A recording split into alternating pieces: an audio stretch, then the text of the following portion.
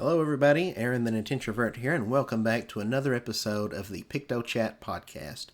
So I just recorded another video, like literally just a couple minutes ago, and it should be up by now on YouTube by the time you're seeing this one. So if you haven't seen that video, go check it out.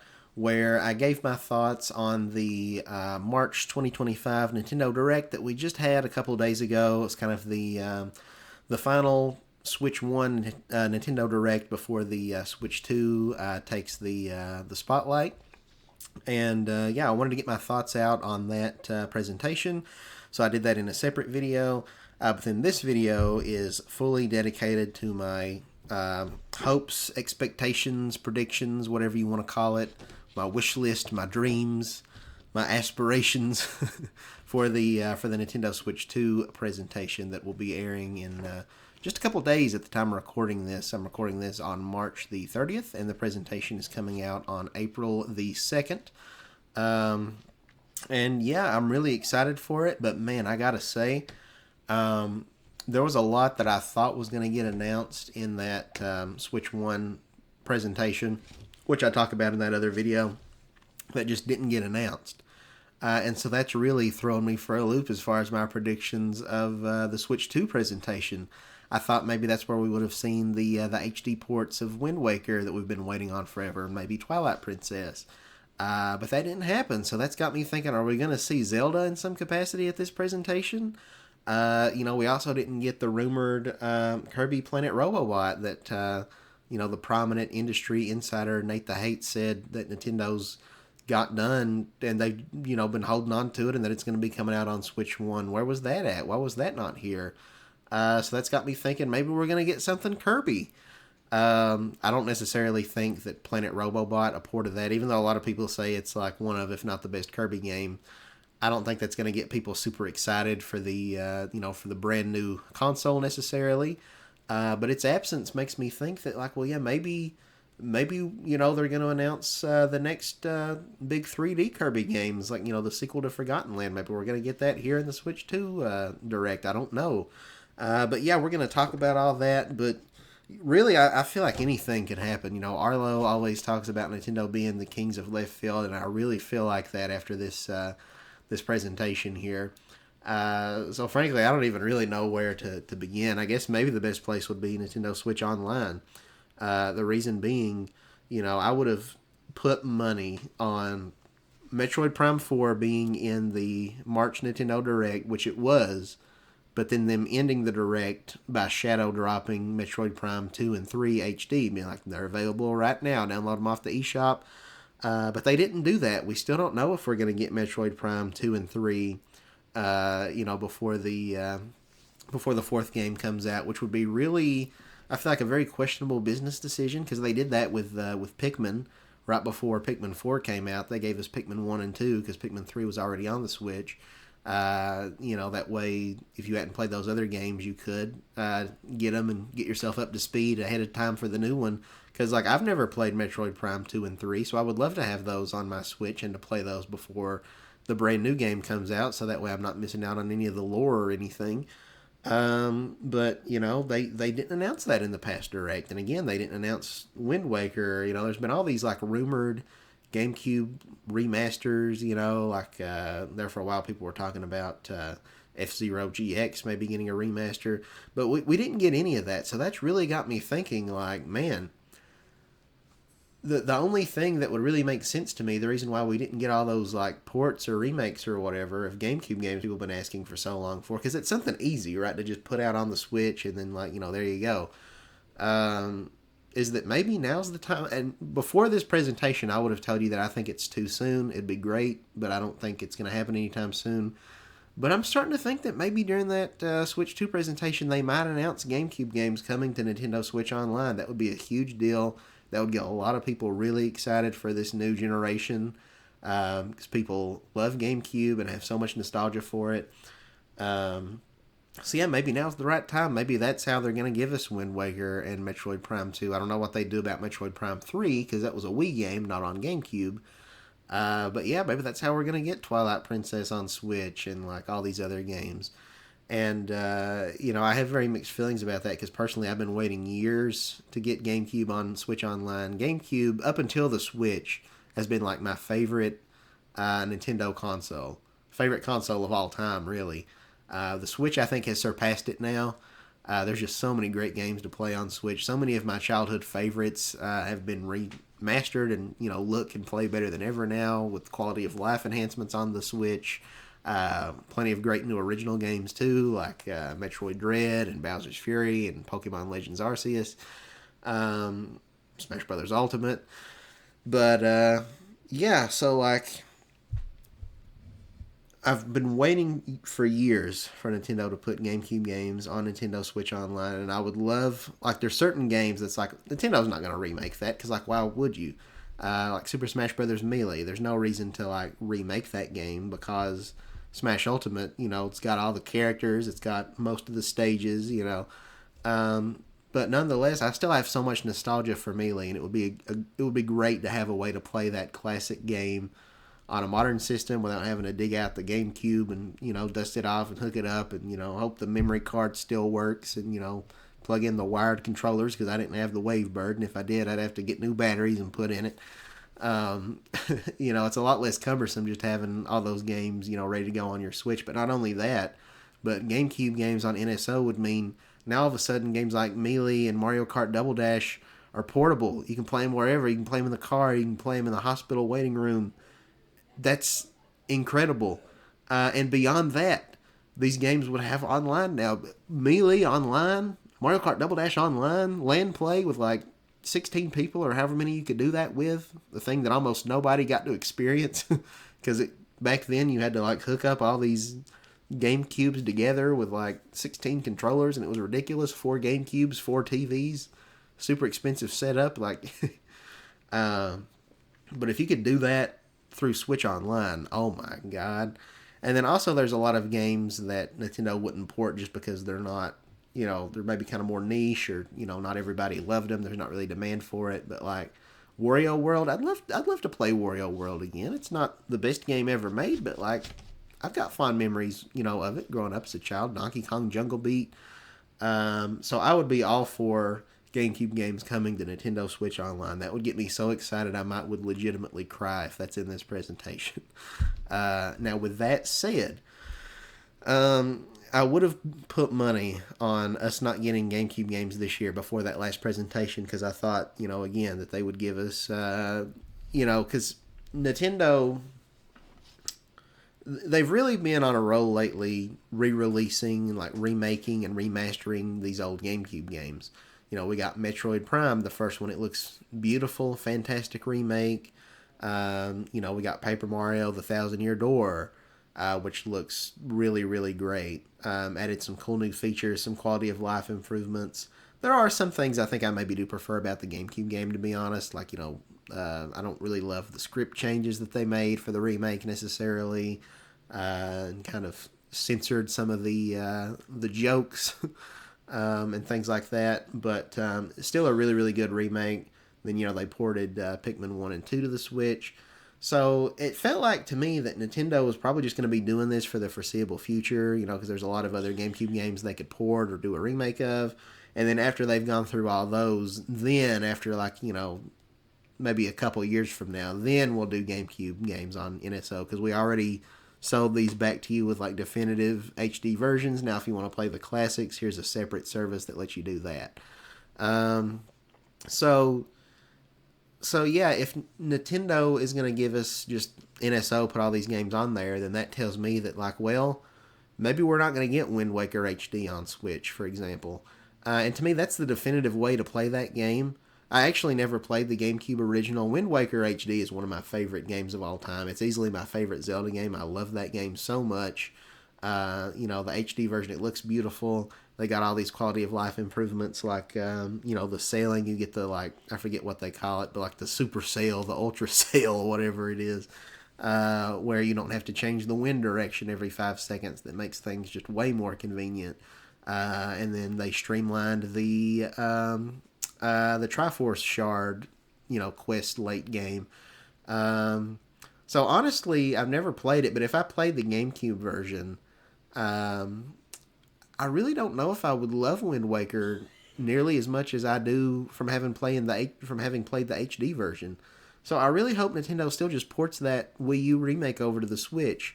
And so if GameCube games coming to Switch Online means we're not going to get that, that would be kind of disappointing. We'll I guess just have to wait and see what happens. I mean, they could do a thing. I mean, like them putting Game Boy Advance games on NSO, for example, didn't stop Nintendo from releasing a full remake of the first Mario vs. Donkey Kong game separately. Like that one's not on NSO. Same with Super Mario RPG. That's not on NSO because they instead decided to do a ground up remake, which looks great and has more content than the original. So maybe that's what Nintendo will do. I don't know. Maybe they'll announce GameCube games on NSO, but then they'll leave off certain titles like. Maybe we won't get Wind Waker HD because maybe they're going to release that separately. Maybe they're not going to put Metroid Prime 2 and 3 on there because they'll release those separately. I don't know. But it's interesting. Again, that's where it's really thrown me for a curveball here because I thought we were going to get some of those ports. We didn't. So now I'm just like, do these ports actually exist? Because people have been saying like, oh yeah, Wind Waker HD. Nintendo's been sitting on that for years, just waiting for the right time to release it. If now wasn't the right time, I don't know when is. So like, what are you holding on to it for? So that's where I'm like, well, maybe it's just going to be coming to the GameCube NSO instead. I really don't know. And that, of course, begs the question, are they going to, hike the price of NSO? Are they going to introduce a third-tier membership? If you do, what do you even call it? Because they've got, the base NSO is $20 a month. They got Nintendo Switch Online Plus Expansion Pack, which a lot of people say is already like just a ridiculous, convoluted, weird name. How do you go above that? Nintendo Switch Online Plus Expansion Pass Plus? Throw in another plus on the end. Expansion Pass Gold or Platinum or Premium? Like, I don't know. So, I gotta get a sip of water. Throat's getting dry. Like I said, I'm recording this back to back. I just recorded the other video where I talked about the Switch 1 presentation. So I've been talking over it for over an hour nonstop. But anyway, so yeah, I don't know. I think it would be weird to introduce, like I could see Nintendo introducing another tier because like honestly, GameCube games, I think people would pay, myself included, a hefty price for that. If they introduced a new tier and it's like to play GameCube games on NSO, you got to pay $70 a year or even like $100 a year, which would be a big increase. That'd be like twice what you're paying now for the expansion pass. I would do it. Maybe I'm part of the problem. Maybe I'm a corporate shill. Maybe I'm whatever. But I love GameCube games that much that I would do it. So with that in mind, Nintendo very well might decide to do it. But I do feel like if you have a third tier, that just creates a lot of confusion to the average consumer. And then it's like, well, so what's what, Because, like, I think it would have made more sense, like, well, this, the expansion pack, if they'd called it Nintendo Switch Online Gold or something, and now they could introduce Nintendo Switch Online Platinum. It's like, that would communicate easier that, like, Platinum is more valuable than Gold. Therefore, this service is more expensive, but it offers more perks. Versus, again, where they called the expansion pack the expansion pack. It's like, well, what do you call the third one? The super expansion pack? Then that gets weird. So, I don't know what they're going to do. Speaking of not knowing what they're going to do, in this presentation, we will get into the games more later. But what's the price point going to be? What's the release date going to be? A lot of people have been saying that they think $400 is the sweet spot, and I agree. I think $500 is too much. And people talk about, and I'm no economist, but people talk about inflation, that we've been experiencing these last several years, and now, under the Trump administration, we've got all these like new tariffs and stuff, and people have been talking about how that might impact game sales and price and stuff. I'm not going to pretend like I know the first thing about that, but I just feel like a Nintendo Switch 2 for $500 is going to be a bit of a hard sell. I know the Switch 1 has been extremely successful. on the verge of becoming the new best-selling game console of all time. I know there's going to be some very eager adopters that will buy one for $500 if that's what it costs. It will, it'll sell through their first shipments. They will get bought up. But will it continue to sell that well as they restock it and now all the hardcore, Nintendo fans have already got one? For $500, I don't know, because that's the same price as a PS5, and the Switch 2 is probably not going to have as much horsepower as a PS5. Now, granted, you've got the added perk of being able to take it on the go, play your games wherever you want. The PS5 can't do that unless you want to get a PlayStation Portal, which still isn't as good because it's streaming. So if you don't have Wi-Fi, you're not going to be able to play those games on the go. And that's like a $200 system, I think, right? As a PS Portal, is it $200? I think it is. So there you're looking at like $700 to still not be able to do everything that a Switch can do. But I don't know, though. I still feel like the average consumer might look at that and be like, well, for $500, I can get this new Switch system, or I can get a PS5, which is going to look better on my TV.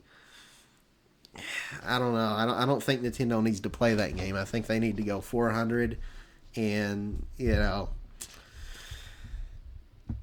yeah, because they make a lot of money through software sales, and so if $400, if the chips are so expensive that at $400 a console, they are losing money on that, but making up for it in game sales. I think they probably need to take that hit. I think they've done that before, right? I want to say there's been other console generations where Nintendo has done that, because Nintendo has always kind of been the affordability company. We're not necessarily trying to be number one in the hardware race in terms of raw horsepower. They kind of were up until the GameCube era. But then after GameCube, starting with the Wii, they were just kind of like, nah, screw that. We're going to do our own thing. I think overall that's probably worked out for the best for them. In some ways, you could argue that nipped them in the butt. But now we've got to a point where a lot of people, kind of really can't even tell the difference that much between the graphics of a PS4 versus a PS5 game. People talk about this being kind of a lackluster generation that's not really, not really drastically improved over things in the way that they were expecting. So Nintendo's probably had the right idea all along, not necessarily trying to be number one in the graphics arms race. But still yet, though, $500, that's going to be a tough sell for a lot of people. Because Nintendo, they still are the casual family company. They've got a lot of games that's great for hardcore players, like me, Metroid Prime and what have you. But still, though, they appeal to kids more than any other demographic, and that would, kids don't have their own income. They're reliant on their parents buying their games for them. So, if you have that new console too expensive, then that's really going to hurt. The parents are going to be less incentivized to buy that console for their kids for Christmas. Because obviously, you can cite inflation and other factors like that as being reasons why they might want to increase the price. But inflation's already hurting people where, they're just trying to eat, trying to afford food. And so, on top of that, if you come out with this $500 system, then it's going to be it's too much. So I think $400 maximum is what they need to strive for. As far as release date, that gets a little hard. There's been some rumors that it might come out in June, or some people have been saying as early as May. And at first I thought that was kind of crazy. How are they going to get the units out that quickly after the, the April Switch 2 Direct? But, I got to thinking about it, and I talked about this in my other video. But I guess that was about the same time frame from the January 2017 Nintendo Switch presentation, where they unveiled all the games that would be coming out, and the release date, and the price point, and the online features, and all that fun stuff. What the Joy-Cons could do with the HD Rumble and all that. And then they released it on March 3rd. So yeah, probably about 5 or 6 weeks later or something like that. So they probably will do that again. Especially considering, after that presentation, which didn't have as many ports and other games to hold us over as I thought it would, Nintendo Switch owners really aren't going to have any games to play first party wise for April or May or any of the coming months. Really, we know that They announced 2 games, the Rhythm Heaven and Tomodachi Life in that last presentation, but they're not coming out till 2026. And then Metroid Prime 4 and Pokemon Legends ZA are coming out sometime this year. We don't know when. They could be November and December games for all we know. So, now that Xenoblade Chronicles X released in March, current Nintendo Switch owners don't really know what they're going to be playing. So maybe that's why. Maybe it's because the Switch 2 is really about to imminently release. Because otherwise, if it's not going to come out till like say September or something, then we're going to be going through a very long software drought with no first party games coming out. So yeah, I am starting to think maybe this system will launch in May.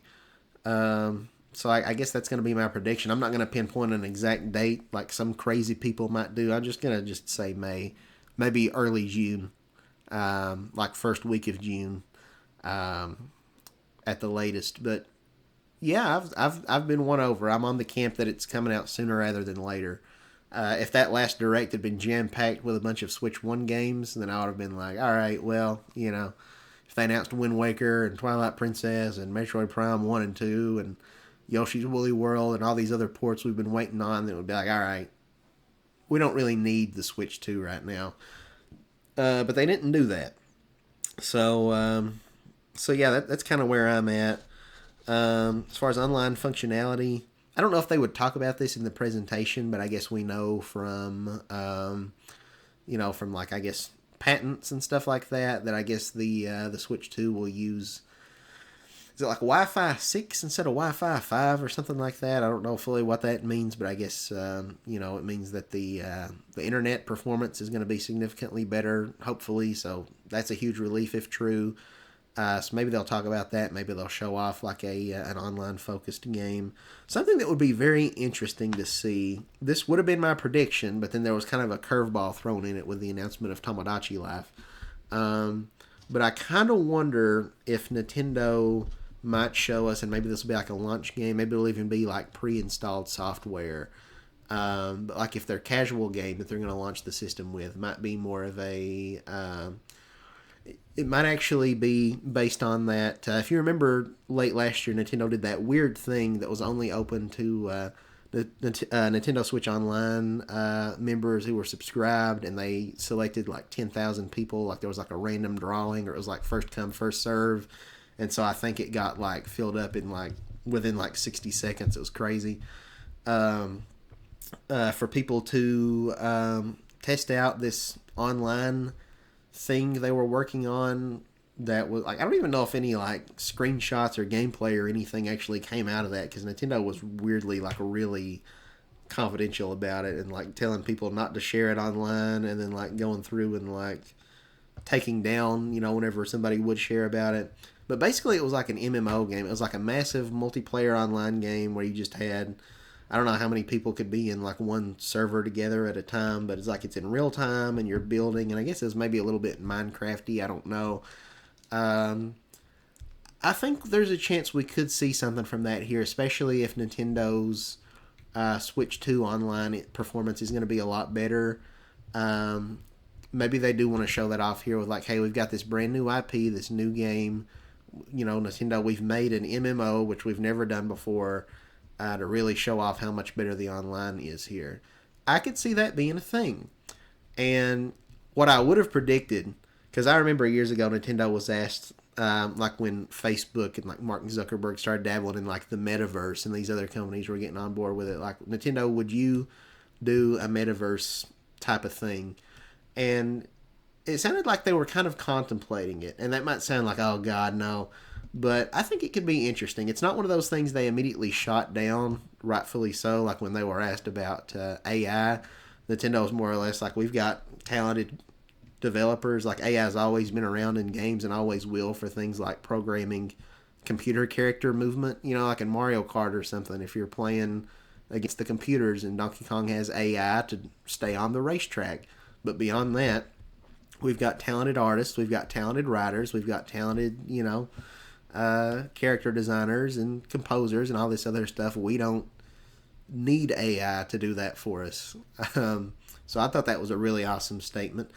But they didn't say that about the multiverse. And so I think that could be, or the metaverse rather, and I think that could be very interesting if done right. If Nintendo had this game, not necessarily like a VR thing really, but if they had this free to play live service game, not with like a bunch of microtransactions or anything like that, but it be sort of a, what I would have thought is that it could be like a me character focused game that could incorporate a bunch of different games into one. So like Nintendo Switch Sports, where it's like you can play, golf and tennis and bowling and all these different sports and baseball and like the sports that were introduced in Wii Sports Resort. Your basketball and frisbee and all that stuff on this big. Whether they want to do Woohoo Island or like the Spoko Square or whatever it was, or maybe combine all that and just have like a. Because like if it wasn't going to be an MMO, they would have to have like a much larger map, but have this big open area where you could go to these different sports venues and play all these different sports and play online with your friends, and you're all running around in real time, like all your Mii characters in the same big hub area, and then you'd have like a battle royale, 100-player game of dodgeball or like other sports like that, where it's just like all these people.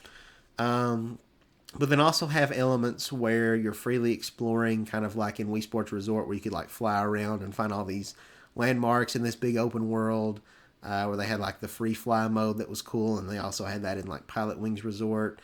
But then going a step further, my thought was you could have all these sports, but then you could also incorporate the live sim elements from a game like Tomodachi Life, and where like you've got a house on this island that you can fully customize and decorate it, and like you get coins from like playing sports online with people and ranking up, and you can use those coins to go to a shop, and you could buy a new decorations for your house, and then it could be like a cross promotional thing that can be kind of where like the metaverse multiverse stuff kind of comes into play, where it's like, oh, there's a new Mario game coming out, so now if you go to the shop, we're running this special promotion where you can get a warp pipe with a piranha plant that's like goes on your nightstand that you can put in your house, and like here's a Mario costume with overalls that you can get to put on your Mii character during this event.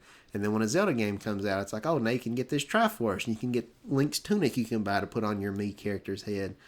You can get the Master Sword to play for when you're doing sword fighting. Like that would be, how sick would that be?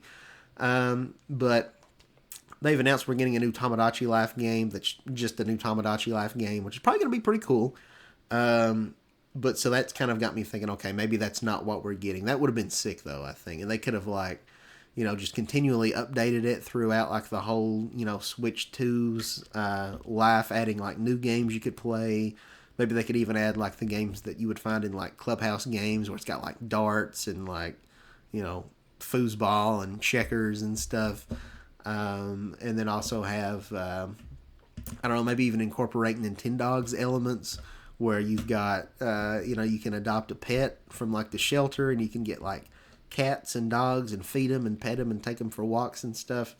And then my idea was that, if they wanted to bring back Street Pass from the 3DS, and then also like Miiverse functionality, where you could like you could connect with other people's, switches while you're out on the go and exchange information. And then it would kind of be like that Miitomo mobile game that they had, where it's like you connect with somebody, you see their Mii character, you see their favorite game, and you see their answer to various like survey questions of like, do you prefer cats or dogs, or like what's your favorite flavor of pizza, and like you just get to see those answers from people that you pass wirelessly, and like you could incorporate elements from like the Everybody Votes channel that they used to have back in the Wii days, and the Check Me Out channel and all that stuff. And there could be like an in-app, like, weather app and calendar, like how they had the Wii weather and like news and stuff. Like just your one-shop place, just this Nintendo virtual, all-encompassing, casual experience paradise game, basically. I don't know. I think that would have been amazing. But since they announced the Tomodachi, that's probably not what we're going to get. But I still think some kind of MMO, I could see that being announced here. So we'll just have to wait and see what ends up materializing. I know there was like a big like um, Pokemon company or like Game Freak or one of those, like GigaLeak, where I guess it revealed that I guess they're working on a Pokemon MMO or something. I don't know if that would be ready to show now. It seems like it might have said in those leaked findings that maybe it was going to be coming way later, like 2027 or 2029 or something. I don't know. But that would be a big deal if they announced a Switch 2 exclusive Pokemon MMO in this. But I don't know. I could see there being some kind of an MMO game. Maybe it's a new IP, a new franchise. Again, I would have thought that it would have been something to do with the Mii's, but now that Tomodachi is getting a new game on the Switch 1, now I'm kind of like, well, that kills that idea. I still think that would be awesome, though, if Nintendo wants to do that someday. Uh, but but yeah, so I think we could see an MMO there that could potentially be a launch game. Um, Depending on what kind of MMO it is, that could be their more casual game or it could be their hardcore game. I don't know. But it's kind of a given we're going to get more of the new Mario Kart, Mario Kart 9, or whatever they're going to end up calling it. I'm just going to refer to it as Mario Kart 9 because I don't know. If they call it something other than Mario Kart 9, it's probably going to be to do with whatever weird new gimmick the game has. And since we don't know that gimmick, it's kind of impossible to predict that. But yeah, what I would love to see from this Mario Kart, um, I don't. They really set the bar so high with Mario Kart 8 Deluxe and then doing the booster course pass where they added 48 brand new tracks, doubling the content in that game. Where there's 96 tracks in that game now. And so there's part of me that's a little concerned. That's like, well, the next Mario Kart, is it going to come out and is it going to be lacking in content and feel kind of lackluster in comparison to 8? But I'm hoping that a lot of that content from 8 will still be here in the new one, but look better than ever before. Because, people kind of complained that a lot of those tracks that were brought over in, the Booster Course Pass didn't look on par with the the quality of the graphics of the base game. It's just like a lot of, like, it looked like a lot of levels felt like they had missing textures. Some of the racetracks just didn't have all the grass and sand details and stuff, and it just kind of felt like they just ported over the mobile versions because Mario Kart Tour is like the mobile game that had all the tracks in it. So maybe this is where they're actually really going to go in and revamp and remaster those tracks and make them look better than ever. But I do think it's suspicious because some people might be like, well, I just want them to do like just a hard reset, do something new, do something different. That's kind of what people have been saying about the next Smash Brothers, or at least some of them have. Personally, I don't want that for either of them, though. I kind of want them to just keep going bigger and better and keep adding and adding and adding. So I'd be really disappointed if the next Mario Kart comes out and it's like, yeah, it's all new tracks, but there's only like 20 of them. That would be, I think that'd be pretty disappointing going from like 96 to that. I do still want new tracks, of course, and original content, but I would love to see all that old content carry over as well. And of course, the Switch 2 is going to be backwards compatible with Switch 1 games, so you can still play all those old Mario Kart 8 tracks on your Switch 2, but I really don't want to have to be switching out two different cards. But I do think it's interesting, though, that they didn't end, because like they were 4 tracks away from ending off Mario Kart 8 with an even 100. And I think maybe the reason they didn't is because that's going to be one of the hooks of this new Mario Kart, to say over 100 racetracks in one game, more than any other Mario Kart in series history. Because, that would have been perfect to do for Mario Kart 8 Deluxe, but they didn't do that. So it's like, they got to be holding off for something. They got to be holding off for this game. Also, the reason that I say that is it was also kind of weird and felt like they were holding back that they ported over all the Mario Kart Tour original tracks, like the Squeaky Clean Sprint and the Yoshi's Island one and all these other ones. But the one that they didn't, that was like the last one that came out on the mobile game, was like the Piranha Pipeway. I forget what it was called. But they didn't put that one in, and they put all the other ones in, so it made Mario Kart 8 feel a little incomplete. So it's like, why would you do that unless you're deliberately holding that for the next game? Also worth pointing out is that Mario Kart Tour, which they're I don't know if they're shutting it down. You can still, I guess, play it, but they're not adding any extra new content or anything. Um, but it has a lot of tracks from from past Mario Kart games in it that still are not in the Mario Kart 8 Deluxe game, even after the booster course pass. Um, so it's like, are they? Maybe we're gonna finally get those here because if they put all those tracks that are in Mario Kart Tour into the next mainline Mario Kart game on top of the ones that were the 96 that were already there, I mean, you're looking at probably 120, 130 tracks or more. I don't even know how many is in Mario Kart Tour that didn't make it over, but there was a lot. Mario Circuit and Luigi Circuit or Luigi Raceway, whatever it's called, from Mario Kart 64. There was the Luigi Circuit from the Game Boy game, Super Circuit. That one I know was in the mobile game, but that one was not ported over like a lot of the others to 8 Deluxe. Then you got. I'm trying to think. There was like a lot of the Super Nintendo ones. So you've got like Vanilla Lake and Choco Island and Koopa Beach, I think, or Koopa Troopa Beach, whichever one. Um, yeah, there's just like still so many tracks from that mobile game that when the mobile game eventually shuts down and Nintendo closes the servers on that and people presumably won't be able to play anymore, I hope Nintendo's future proofed that and they're going to preserve that in this new Mario Kart game. Again, I know some people might just want all brand new tracks and they don't want to play the same old ones, but I don't know. I would love to have just this all encompassing, definitive Mario Kart game that's got like every track in series history, every customizable car part. Because that was weird. We never got any extra like DLC in the forms of like carts or anything in Mario Kart 8 Deluxe, which felt kind of weird.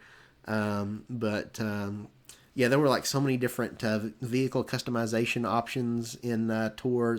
Plenty of brand new ones, but then also ones drawing from Mario Kart Double Dash and Mario Kart 7 and DS and Wii and all these other games. Just put all that into one Mario Kart. Battle maps, too. We never got a booster course pass or anything for Mario Kart 8 that added new battle tracks, which is, of course, you've got like the balloons and you're trying to pop each other's balloons and all that stuff. Um, maybe that's why, because again, maybe they're saving that for here, because like we did get that in Mario Kart Tour. The mobile game got updated where it added in all these old retro battle maps that just never came to Mario Kart 8 Deluxe. So put all that in there. And wouldn't it be cool? Because we know now that I guess this game you can have up to 24 players racing together. Wouldn't it be cool if there's like a battle royale mode for battle mode? And so now you're popping balloons trying to be the last player standing, but there's like 100 people. It's like Fortnite or something, but in a cart. That could be so much fun. Maybe not 100 people. Maybe do like 50 or 30, or I don't know what would be the ideal number. Of course, the maps would have to be larger to accommodate for it. But bring back some of those classic battle maps like Block Fort. Double Dash had some really fun ones. There was one where it's just like a giant 8-bit Mario that would like tilt. I liked that one. Mario Kart DS had one where it was just like a giant Nintendo DS system, so that was fun. Double Dash had one where it was like you were on a GameCube, but you were only on like the top flat surface of the GameCube. If Mario Kart 9 retains the anti-gravity and you could drive across like all 6 sides of the cube, that would be really fun. Yeah, I'd love to see all that come over. Again, just all the content from all the previous Mario Kart games. That would be a huge sell for me. Because even if they do something brand new and it's like we came up with this really cool, really fun new gimmick, but we've only got like 32 tracks or whatever, and that's gonna really underwhelm me if I'm being completely honest. And I don't think they're going back on characters, because if there's going to be 24 racers on a track, they're going to need a lot of different characters. We've already seen a pretty good number of them in that teaser trailer, so hopefully they bring back all those characters, add in the ones that were in Mario Kart Tour but have never been in a mainline like console Mario Kart before. Like in the mobile game, man, like mobile gamers were eating good with that game. You could play as freaking Dixie Kong from Donkey Kong Country. She's never been playable in Mario Kart before. You could race as King Bob-omb, Charge and Shuck, Monty Mole. You could be a Hammer Brother or a Fire Brother or an Ice Brother or a Boomerang Brother. You could be, I think Nabbit was in it. Like all these characters. Put those characters in. That'd be sick. So yeah, just use Mario Kart 8 as a baseline and just keep building even bigger, even better. All those tracks carry over, but now they look way prettier, and that's what I would love to see. And again, I would like new tracks on top of that, but I don't know. I really have a nostalgia soft spot for the classic stuff. So more than new stuff, I kind of just want the old stuff remade, and maybe that's a little, because people complain about remade content and that it's not original and that it's lazy and developers taking the easy way out. But I don't know. I like it. I'm part of the problem, I guess. A more substantial single player would also be really cool for the new Mario Kart. Bringing back the mission mode, that could be a lot of fun, like from the DS game. I'm envisioning a mission mode that's got the different bosses and stuff like the DS game had. They could have because that game, all the bosses were themed around the bosses in Mario 64 DS, which I guess is kind of an economical way to recycle content. It worked. You had Goom Boss, and you had King Bob-omb and King Boo, and which some of those are playable now in Mario Kart. So maybe they couldn't use those bosses exactly. But they could draw from other bosses throughout Mario's history. I think there was kind of a mission mode in Mario Kart Wii. There was one where you fought the Top Man, which is one of the bosses from Mario Galaxy. I never really got to experience that. I guess they would change maybe every month. It would cycle new online challenges you could participate in. Back then, that was back in the day where we still had wired internet, so I didn't have a way to connect my Switch via Wi-Fi and experience, or my Wii rather, and experience all that. But I would love to see something more like that. I would like to see a more robust online community too. I don't think the mission mode necessarily has to be tied to the online, but something online where maybe there's new content. I want it to be a live service game that Nintendo continually supports. And again, with the I want Nintendo to focus a lot more on live service this generation, and that could be kind of scary for some people and raise some red flags. And again, I'm not saying when we were talking about the MMO game that I think they could announce. I'm not saying that they do microtransactions and loot boxes and crap like that. And I'm not saying that they release a game that doesn't feel finished at launch with a substantial amount of content. But Mario Kart's such a big deal. It's so stupid, I think, that they released 8 Deluxe on Switch in 2017 and it sold so well. And then they waited 4 years before adding DLC to that game. That's just crazy. So I would love to see if every month or maybe every couple months, every few months, however they want to do it, but they regularly give us new content updates with new characters and racetracks and new skins. I think cosmetics could be a big thing in this game if they have all the different skins was in Mario Kart Tour. I'm not super interested in some of the skins that are just not tied to a specific game. They added Luigi wearing traditional German lederhosen or whatever, and now you can race as a kangaroo Yoshi or reindeer Yoshi cosmetic. I don't really care about those. If they want to bring them over, then that's whatever. I won't use those. But I'm more interested in the ones that are kind of based on other games. For example, a Dr. Mario costume for Mario, or a costume for Princess Peach. They could do the Sword Fighter Peach, her different costumes that she had in Princess Peach Showtime. Or for Wario, he could have his WarioWare denim jacket that he wears and stuff, and the fingerless gloves. And then like the helmet and stuff, he got like his motorcycle gear on. That could be really really cool. Um, so yeah, I would like to see more cosmetics, but cosmetics tied to specific games. Kind of like I thought that was really cool in like Super Mario Odyssey. How you could get like the Dr. Mario costume, and you could get like the different stuff like that. You've already got like Metal Mario and Tanuki Mario's separate playable characters on the roster for whatever reason, which is kind of weird. Like Pink Gold Peach, make those skins and then add more. That's like because they got Cat Peach in there. Put in friggin' what's another power up? They could do an Elephant Mario skin. They could do a whatever they want to do. But there's a lot they can do with costumes. There's a lot of new characters that would be cool to see them add in there that weren't even in Mario Kart Tour, like Professor Egad. He's a character a lot of people have been wanting, from Luigi's Mansion. Oh yeah, that's another track, Luigi's Mansion.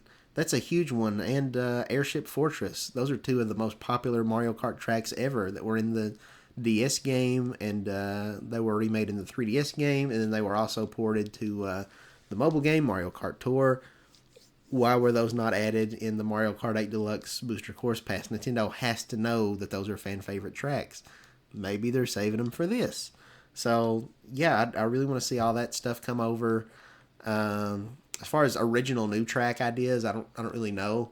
Maybe they'll have some based on whatever the next 3D Mario game is, which we'll talk about here in a bit. But I think one idea for a track that I think could be cool, I'd love a racetrack that's like inside of like a giant's like belly or something, instead of like bouncing off like mushrooms, like in Mushroom Gorge. You're like bouncing off his like organs or something. If you fall off the track, you fall into some like stomach acid. Like, I don't know. And in a cartoony way, not like a really gory, like graphic way where it's like, makes the game get like a teen rating or something like that. But, just very cartoony. You're driving up into the brain or something. I think that could be a really fun idea. I've had some other ideas for Mario Kart tracks over the years. I'm trying to think. Another one they should bring back from tour, though, like Woohoo Loop and Maka Woohoo. People love those tracks. It's based on Wii Sports Resort. Another one that I really love, Mario Kart 7 on 3DS had some banger race tracks. You had Shy Guy Bazaar, which is like this Arabian themed desert track. There's a lot of desert tracks in Mario Kart, but none that really go with like the Arabian thing where they've got kind of like the sort of like pointed dome roof architectures like you'd see on like a mosque or something, like the Taj Mahal. And there's like a Shy Guy that comes by on a flying carpet and stuff. Like, that's such a cool racetrack. I love that one. Support that one up. Very like Aladdin-esque Arabian Night sort of thing. It's nighttime. You got the moon out. But I don't know about this one. I don't really necessarily see this. I don't know if it's very realistic, but if they did a track editor, because Nintendo has to be aware how popular the modding scene is for Mario Kart, and I'm sure they hate that. They don't like it really when people mod their games. But people love making custom tracks for like Mario Kart Wii and even Mario Kart 8. Really, pretty much every Mario Kart game has like all these custom tracks people have made. So I think Nintendo, maybe they'd take note of that. I think it could be in their interest to capitalize on that and give players the freedom to make their own racetrack. But I don't know. It would have to be ideally a pretty like in-depth, like robust tool set, and maybe that would be a little too complex. Maybe they could introduce that later on. Maybe that could be one of the free updates they roll out like a year or two after the game comes out to pull people back into it. I don't know. But I think that could be pretty freaking cool, depending on how much freedom it allows. So that's another idea. There's a lot of stuff they could do that would be really cool. I mentioned like single player. I talked about the challenge mode, the mission mode, but I would like a more. It would be cool if they had like a more substantial single player, maybe closer to Diddy Kong Racing or something, where you had drive around this hub area and do these different challenges and stuff, and have like kind of a light story. But I don't know. I won't be devastated if that's not there. I'm not necessarily expecting it, but that could be very cool. I do want more single player content though, because that's where I think Mario Kart 8 Deluxe kind of lacks, and a lot of Nintendo's other more multiplayer focused games kind of lack. not having a substantial or worthwhile single player campaign. Like World of Light and Smash Brothers was kind of whatever, you know. So I would like to see more. I think something that they could do, because I do like going through, doing the Grand Prix, and all the speeds, 50cc, 100cc, 150, 200, mirror, all that, and doing the Mushroom Cup and the Flower Cup and the Star Cup. Something they could do if they wanted to, and like that'd be all right, I guess. I wouldn't be like, I think that could be okay. It'd be a way you could kind of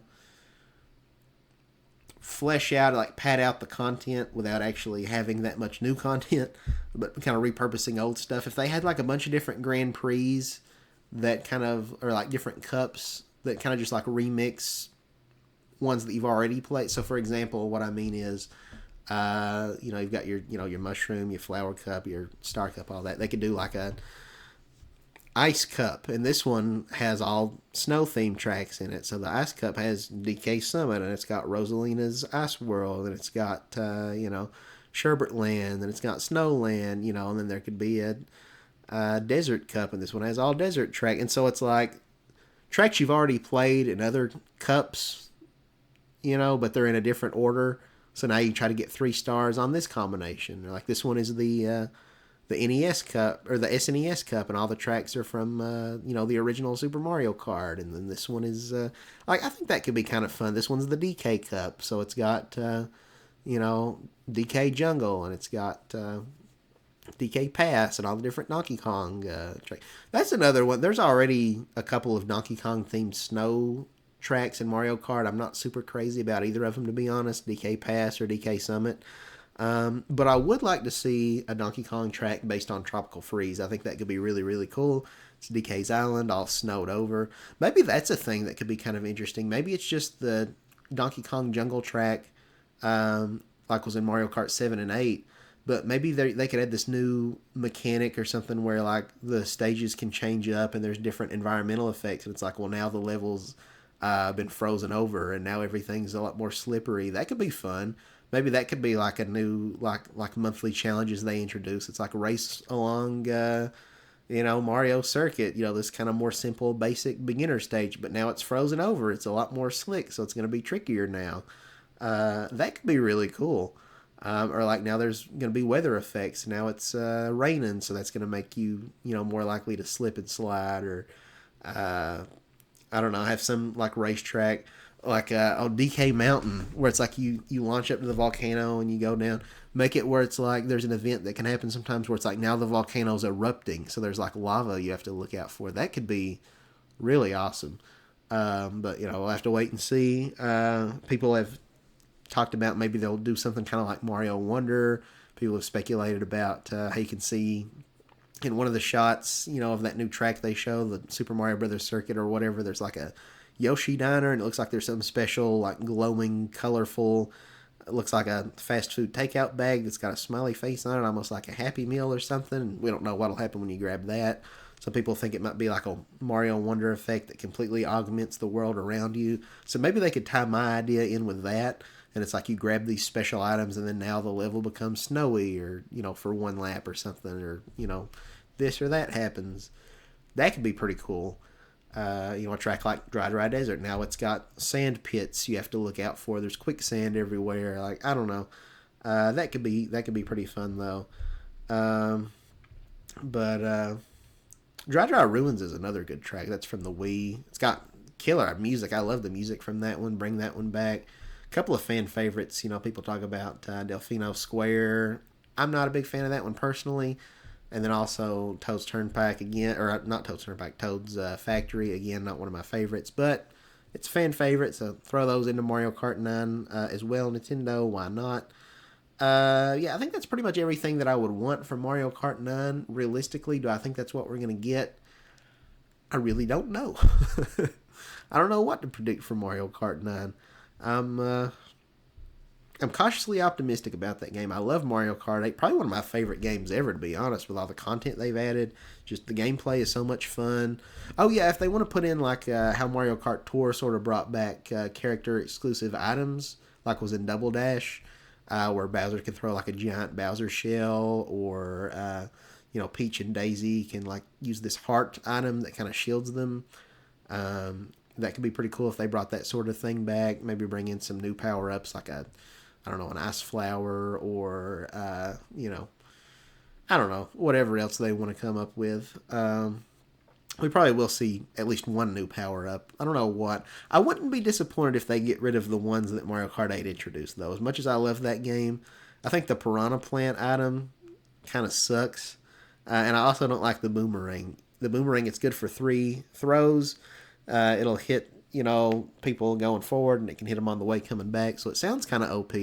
But I feel like more often than not, like it arcs up or something, and it's like I can be aiming straight at somebody, and it's just like a random chance whether it actually hits them or not. So I don't like that one. Again, the Piranha Plant one's kind of whatever. So get rid of those. You can bring back the Mega Mushroom, though. I think that's in Tor. That was also in the Wii game where your character grows giant. And you can run over people. That one was fun. But I kind of liked the Tanuki Tail from Mario Kart 7. I don't know if a lot of people like that one. It's kind of almost more like a melee attack where you can kind of spin and like, it's good for, I don't know how long it lasts, like 15 seconds or whatever. And you can spin it, you can use it as many times as you want, take out people who are close in your vicinity. And then you can also use it to deflect, like if somebody throws a red shell at you, you can destroy it by spinning it with your tail. I think it'd be kind of fun if they brought that back. But when you spin it with your tail, maybe, then the red shell, now it's coming back at the person who sent it at you. That could be cool instead of just blowing up. But yeah, I guess that's more or less all I have to say about the new Mario Kart. I hope the other tracks really visually impress me, though. Because the one that they showed, I didn't think it really looked all that much better necessarily than the ones that were in Mario Kart 8's like base game, which came out like 11 years ago at this point on the Wii U, which was a very underpowered console. So I really hope we see some stuff here that really just wows me with the graphical capabilities of the new system. And I hope the new Mario Kart has some of that. I know the animations, the squash and stretch look a lot better. I've been talking for almost an hour now, and we've only talked about like Mario Kart and my ideas for a for like an MMO, and then like some other kind of basic features about the console. There's a lot more to talk about. So with Mario Kart out of the way, let's talk about the new 3D Mario, because they're probably going to show it here. Maybe that's going to be the launch game. I don't know. I kind of hope they don't launch with Mario Kart, to be honest, as much as I love Mario Kart.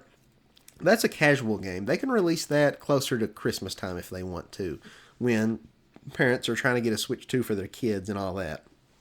I think for your core audience, who are the ones that are really going to be trying hard to get the Switch 2 on day one, you don't necessarily need to give them a Mario Kart. You can give them something. I would prefer that they launch it with a more substantial single-player focused game. So I would like to see them launch it with 3D Mario, because I don't think, they're obviously not going to have some big, new 3D Zelda game to go. Breath of the Wild was the perfect launch title for the Nintendo Switch. Just this big open world game, but you can play it on this handheld system. It was mind blowing, and that game was just revolutionary. It sold incredibly well. I think like 30 million plus copies, best selling Zelda game by a huge margin. Really made Zelda just breathe new life into that franchise in terms of its sales success. And so yeah, they're obviously not going to have another one ready to go because Tears of the Kingdom just came out like 2 years ago. And they were in development of that game for like, 6 years or something crazy like that. Maybe more. Maybe it was closer to like 7. I don't even remember. So, that's not to say I don't think we couldn't get Zelda here, and we'll get more to that later. Yeah, I think a new 3D Mario, if they make it like kind of like Breath of the Wild, where it's just this big open world to explore, people have this isn't really an original idea. People have been saying this forever. Take, kind of what they learned from Bowser's Fury and just do that, but on a much larger scale. I think that could be really, really cool. Not necessarily the exact same thing like Bowser's Fury, where, you've got this giant presence that comes out and is chasing you, and then they go away for a little while. That would be really annoying, I think, for a massive open world game. I really enjoyed it in Bowser's Fury. I think that's probably one of the best Mario games ever. I really like Bowser's Fury. But it's kind of a short, 5-ish hour experience. If it's going to be like, a 100 plus hour long game and you're dealing with Fury Bowser coming out, just this Godzilla showing up every 5 minutes. That would get really annoying. So I don't want it to be like that, and I don't really want it to be like how Bowser's Fury has all of these individual islands that you kind of go to. You get on Plessie and then you'd swim across the water, almost like Wind Waker or something in a way. Again, I thought that was really cool for Bowser's Fury. I want this to be a more interconnected world, kind of like how Hyrule is in Breath of the Wild. But it's Mario. It's the Mushroom Kingdom, and you can walk to the desert world and to the snow world and all these familiar worlds that we're used to seeing in Mario games. I think that would be really, really cool. The way I kind of envision it, it could be, Peach's Castle could be in the center of the map, like how Hyrule Kingdom is in Breath of the Wild. But unlike that game, where you're spending the whole game working your way toward the castle, and that's like your end goal, is that Peach's Castle is kind of like your safe haven. Like there, you keep coming back to time and time again. You can explore the rooms and stuff in the castle, but then you're kind of going out from there, and like each of the directions from the castle, is like one of the different biomes. The Desert Kingdom and the Snow Kingdom and all that stuff, and maybe it could be kind of like a traditional Mario game where you've got 8 different kingdoms, but it's not like levels. It's just one interconnected world map. And then maybe Bowser is kind of like up at the top of the map or something, kind of like where Death Mountain would be in Hyrule War in Breath of the Wild, just to kind of give a frame of reference. But I think instead of being able to go there from the beginning of the game, I think what I would maybe prefer to see is like it's actually like gated off, and it's like, well, you have to visit these 8 kingdoms, but you can do it in whatever order you want. But you got to go to these other kingdoms and get like the whatever collectible it is, the super ultra mega star or whatever, for beating the boss of each of those kingdoms in whatever order you want to get them in. But you have to get all 8, and then you can go to Bowser and fight him as the final confrontation. I think that would be really cool. I think they could borrow a page out of Sonic Frontiers, where you've got all these challenges set up. Like you could find these things in Sonic Frontiers. I forget what they're called, but you'd go into like cyberspace, and it would be like a more linear 2D Sonic challenge.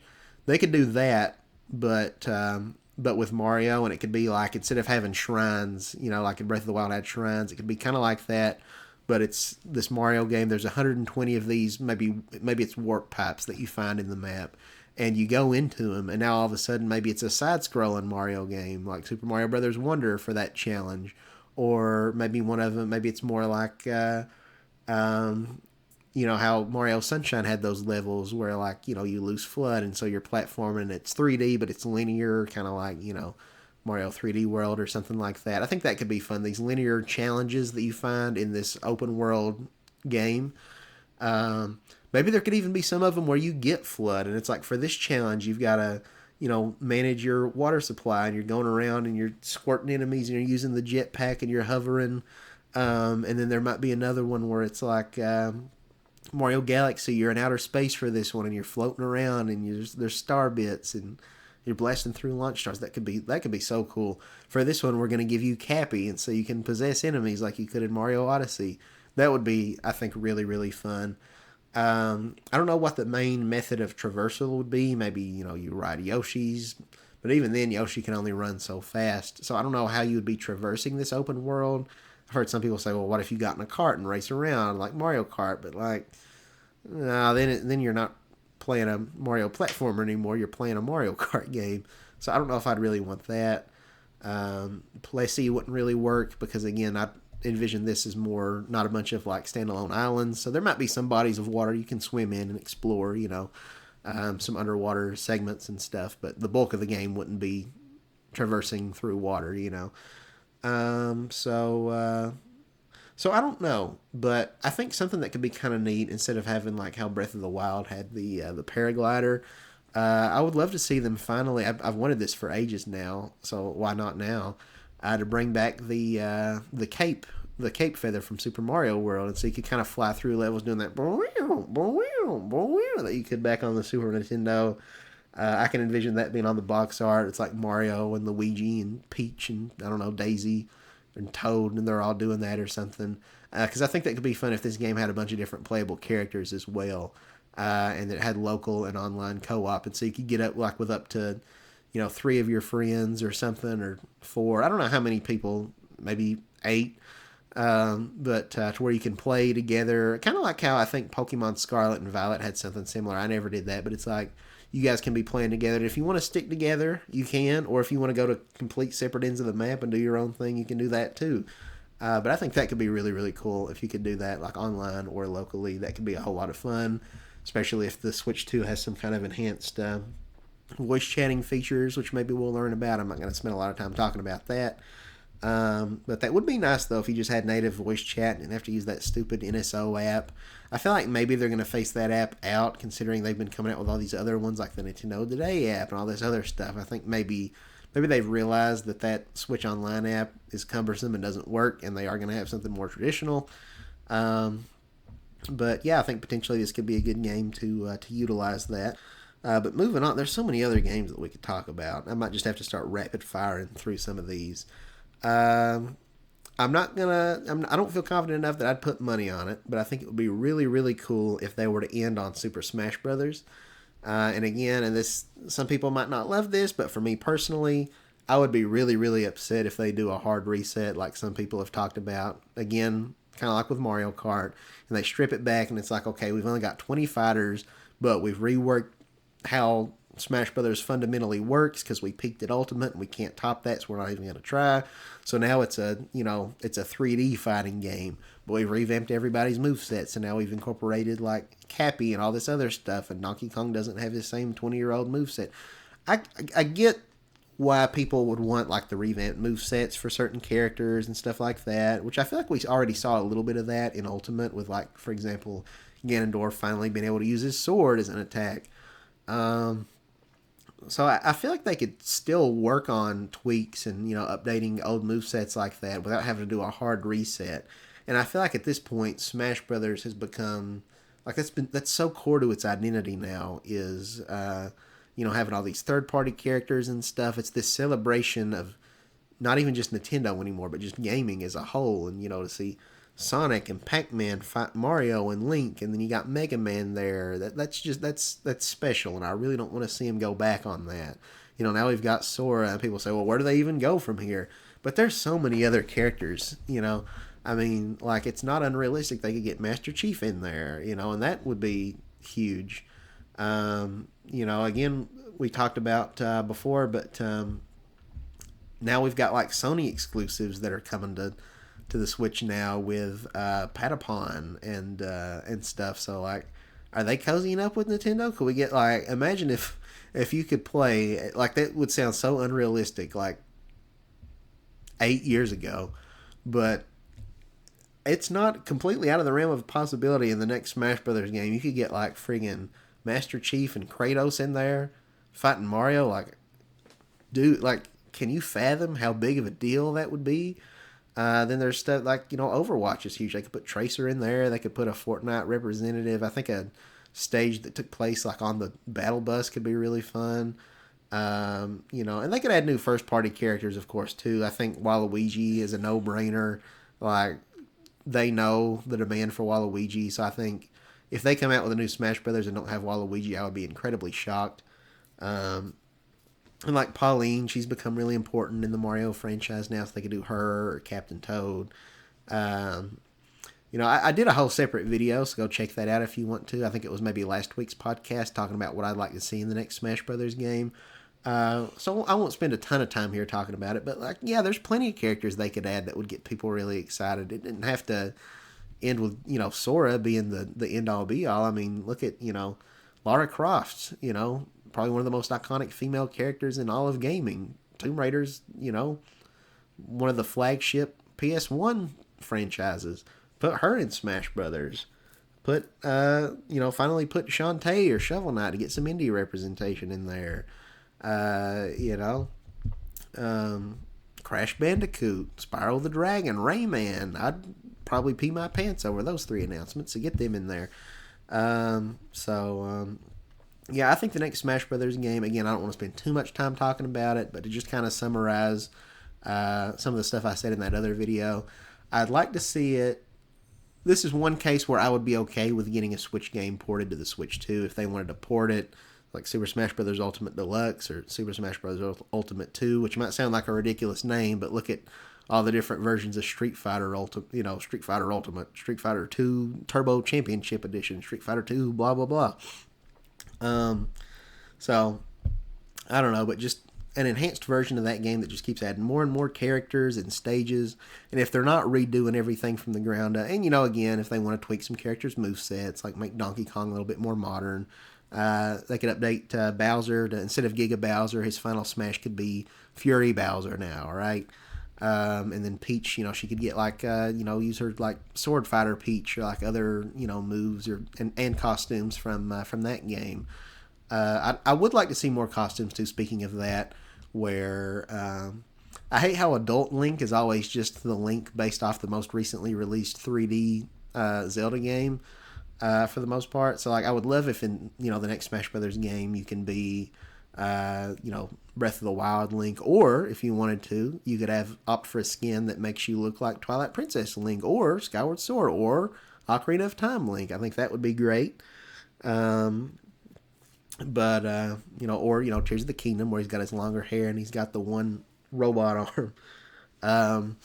But yeah, so I think port that over, and if you're porting it, then you can focus more time on, say, the single player content. So port it over, cut out the World of Light stuff, leave that just in the Switch version. Cut out Spirits. Actually take the time now that you've got more time to focus on the single player stuff. Make the 3D modeled trophies with descriptions that everybody misses. Have a substantial single player campaign with all these cutscenes and levels that you're going through, similar to the Subspace Emissary. With boss fights and stuff. But now these levels are themed after Nintendo franchises with Nintendo enemies that you're fighting. You're going through levels based on Mario and Kirby and Zelda and all that stuff. I think that would be great.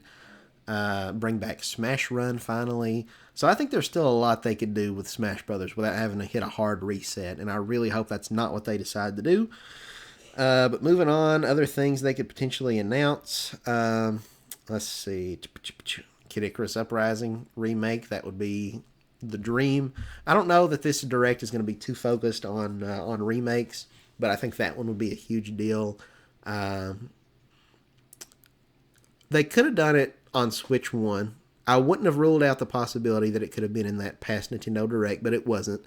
And for a while I thought, like, well, Kid Icarus Uprising, it wasn't a huge financial success.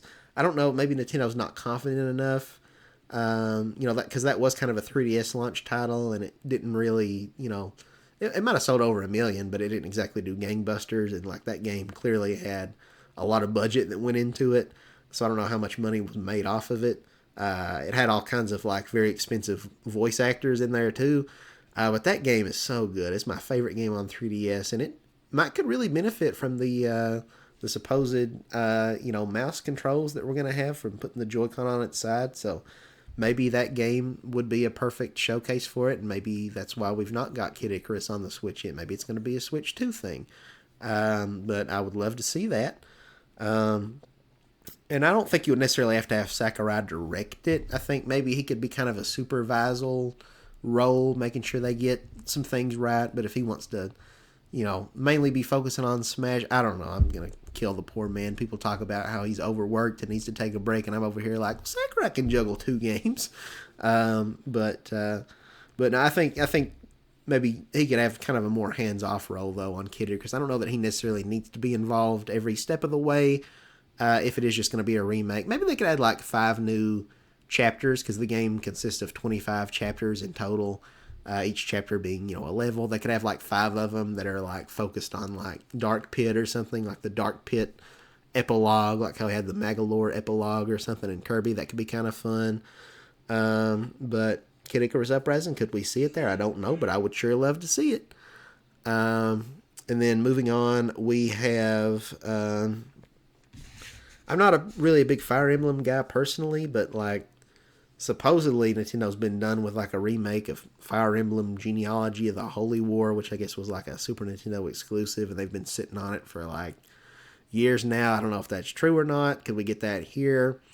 I don't know. We didn't get it in that past Direct, which is where I would have thought we would have got it for the Switch 1. So that opens up the door of possibilities. But I don't know if a remake of that, especially with a franchise as niche as Fire Emblem, would necessarily be like a huge mind-blowing thing to have at like the big Switch 2 presentation necessarily. But, we'll see. I'm not a Fire Emblem guy, so I don't really have strong feelings one way or the other about it. A remake that I think we could get, though, especially since we didn't see any Zelda in that Switch 1 Direct that just aired. Maybe the reason we haven't gotten a port of Twilight Princess HD yet is because they're actually going to do a full ground-up remake that really takes advantage of the raw graphical horsepower of the Switch 2 and just have this beautiful, realistic Zelda game with, all these advanced lighting and shading techniques and a really impressive draw distance and, ray tracing and all that fun stuff. It's 4K and just looks gorgeous. Maybe that's what they're working on because, again, we just got Tears of the Kingdom the year before last, so they're not going to have a new 3D Zelda ready. They're not going to have a new 2D Zelda ready because they just gave us Echoes of Wisdom last year. But I think it makes sense to have something Zelda related in the first year of the system. They could do a remake of, Ocarina of Time. Some people have thrown that around. I don't think that would be as exciting, though, because you can already play Ocarina of Time on your Switch. Granted, it's the Nintendo 64 version, so, it might not look super great by today's standards, but the gameplay still holds up pretty well. So if they announce a ground-up remake of Ocarina of Time, it could be cool, but I'm not going to be losing my crap over it, because, I can already play Ocarina of Time on my Switch and my Switch 2, because, all those NSO games are going to carry over. I'm not going to be losing my mind over that. But Twilight Princess, a game that we don't have on Switch yet, a game that, back in the day tried to look realistic but doesn't necessarily hold up super well today. Now getting a chance to get a fresh coat of paint and you can see all Wolf Link's individual fur, all of his individual hairs and stuff. Oh man, that could be good. So that's what I would really love to see. From the Zelda franchise. I really don't know what else I could predict for Zelda except for maybe another Hyrule Warriors game, but that's not going to be that exciting. I don't feel like so I don't know.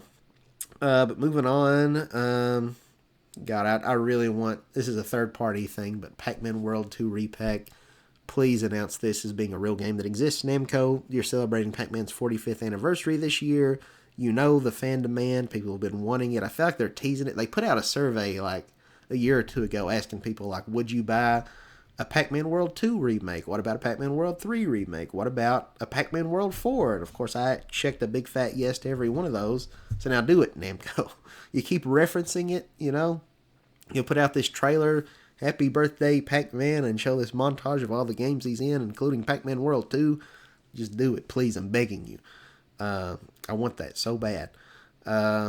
Whether or not the Switch 2 Direct is the right venue for it, I don't know, but I'd be happy. Yeah, it's interesting to consider what third-party games could be there.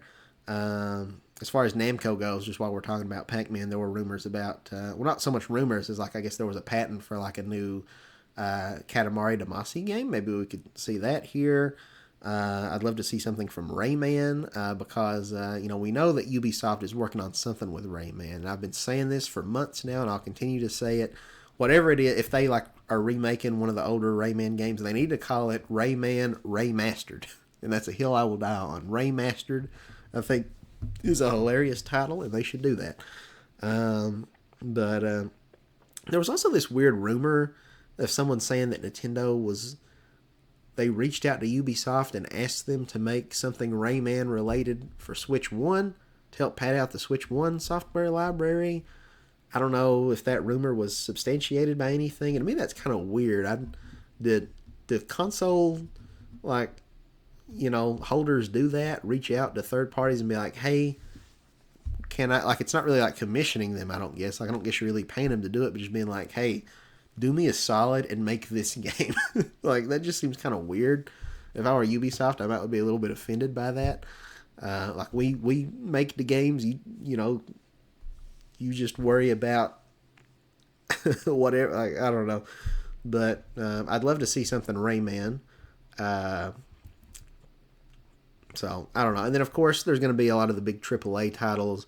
You know, we're probably going to see maybe like what is it, Baldur's Gate 3 or Elden Ring, or you know, any number of these big massive AAA games that have come out in the last several years. But now you can play on your Switch on the go or on the TV, because now you've got the graphical horsepower that, you know, Nintendo has a console that can handle that. Um, I think almost I would almost guarantee that we'll see Final Fantasy VII remake there, and maybe also, was it Rebirth? Is that the sequel or whatever? Um, yeah, I think Final Fantasy VII remake will like 1,000% be there. Square Enix could come out really hard.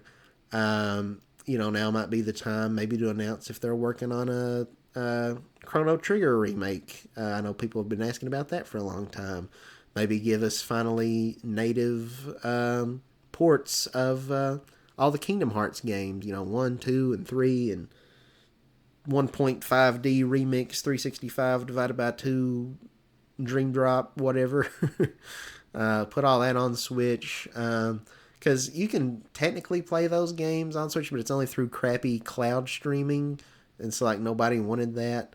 But yeah, give us those games where we can properly play them on Switch. I think that would be really, really great. Uh, what else? I'm trying to think third party wise, some other stuff that we could see there.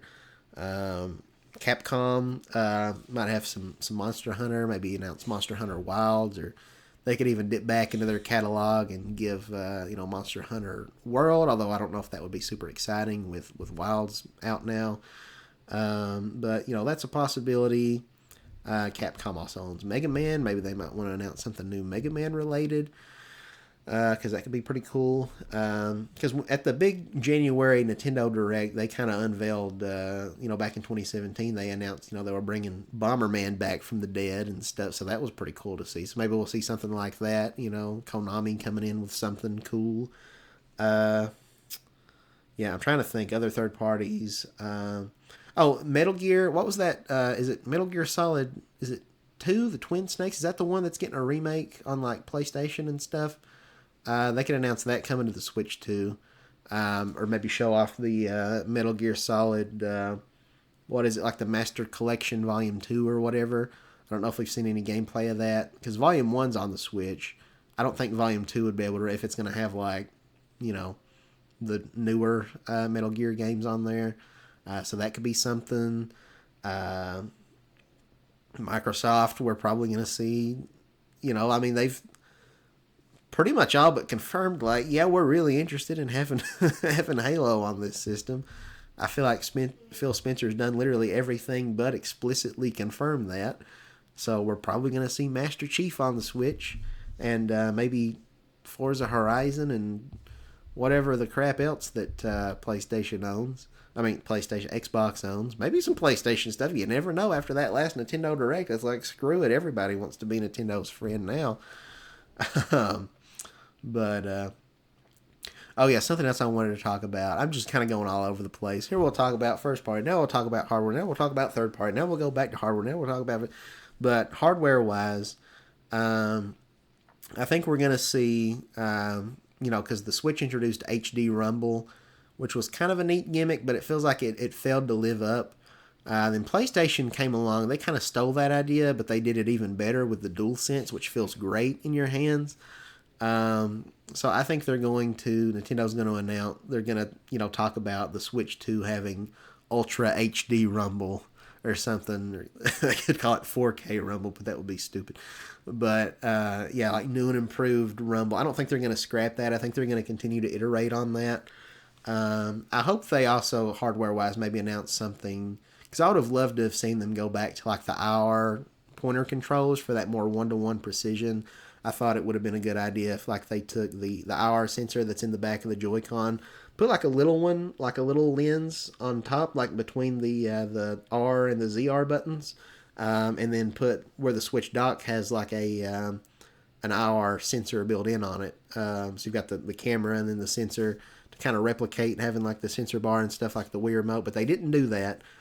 So I'm hoping that the reason they didn't do that is because they've perfected gyro and now it won't drift anymore, and you've got that 1-to-1 just from pointing it at the thing.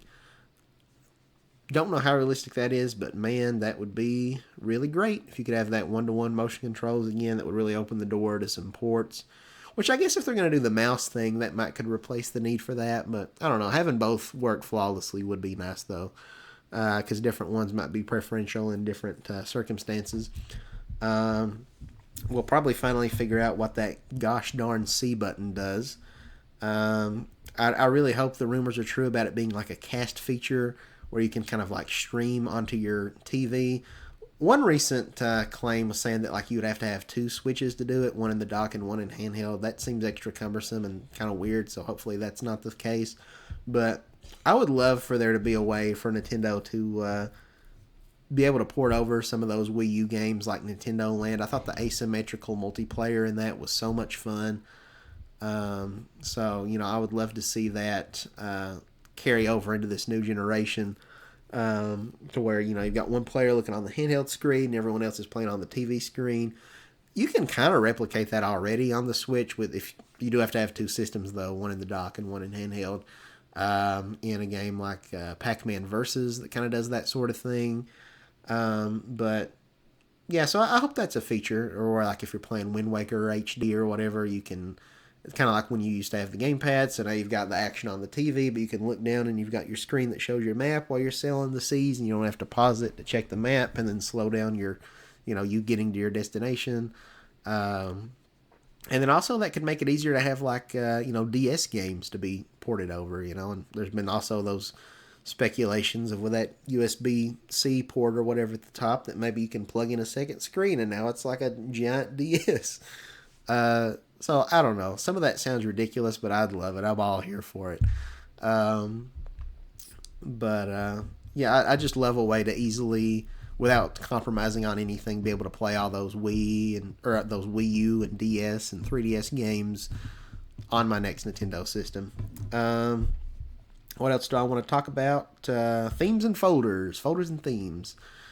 Yeah, I mean, it's going to be backwards compatible with Switch 1. The Switch 1 added, they call it groups, but it's essentially folders. So I don't think they're going back on that. I feel like they almost have to, just by virtue of, it being a successor to the Switch. Themes, I think now is the time we're going to get themes. I think the reason we never got them before is, if you remember, the Wii U and the 3DS also had atrocious load times, especially the Wii U. When you turn that console on, it would take forever to boot up. And with the Switch, Nintendo really emphasized how they want it to be instant. Like, you press the power button and it's just immediate. You're good to go. You pop a game in, boom, bam, not a lot of downtime waiting in between.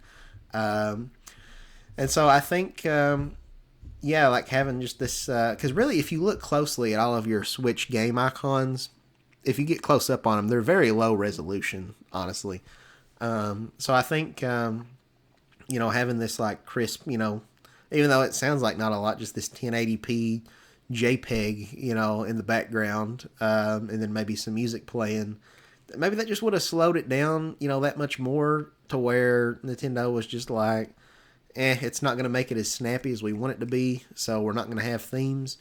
But with Switch 2 being a lot more powerful, I think we're definitely going to have themes, and I think, before you could buy them, it was like $1.99 to get them on 3DS.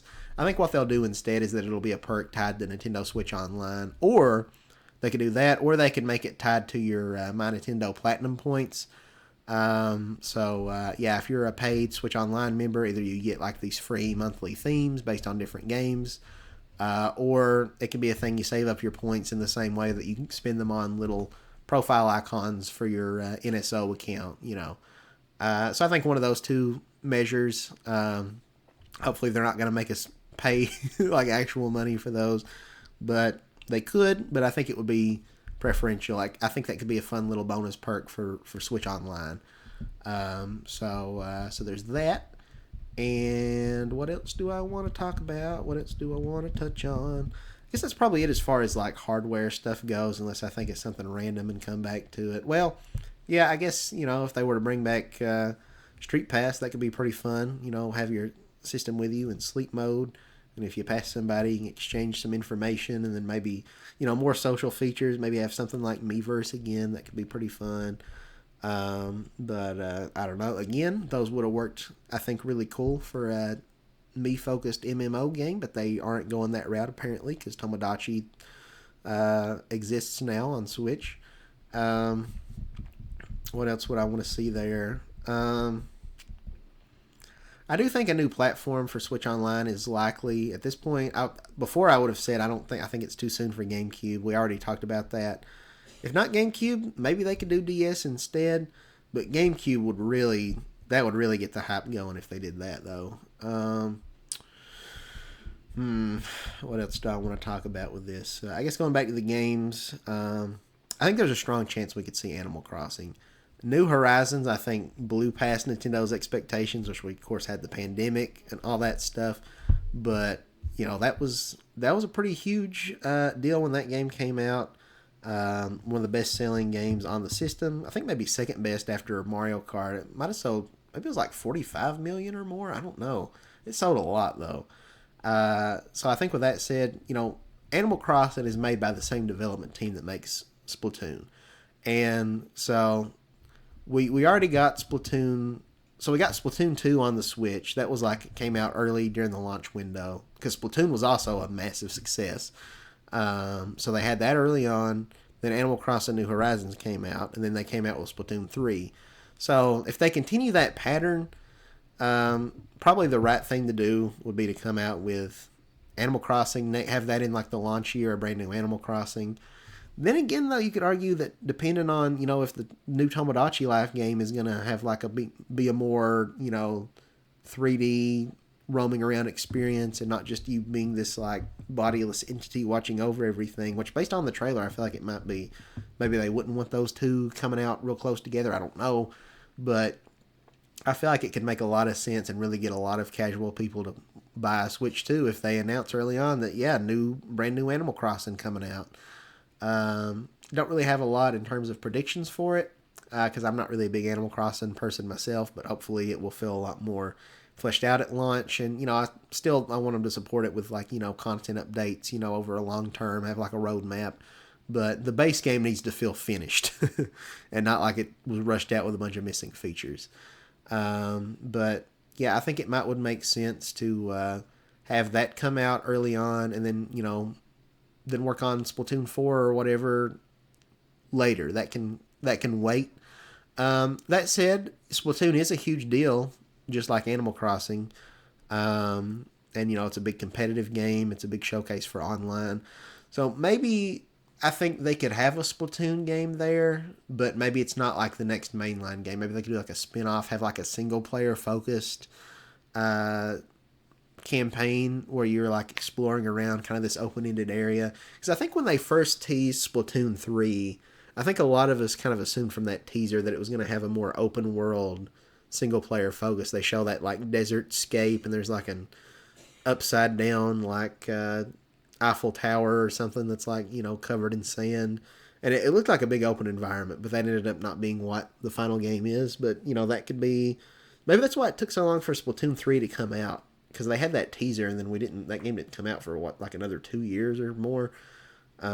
So maybe they had to change direction because they were going to make it open world. And then it was well, this isn't feasible on the current hardware.